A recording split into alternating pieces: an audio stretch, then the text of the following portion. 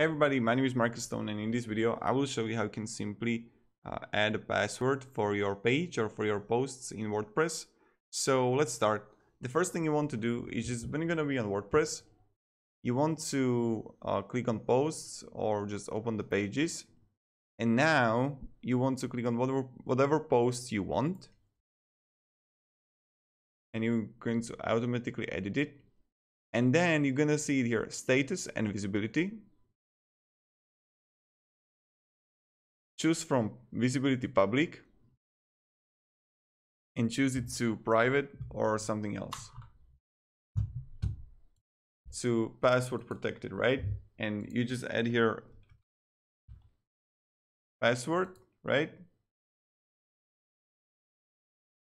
And just update the site, preview.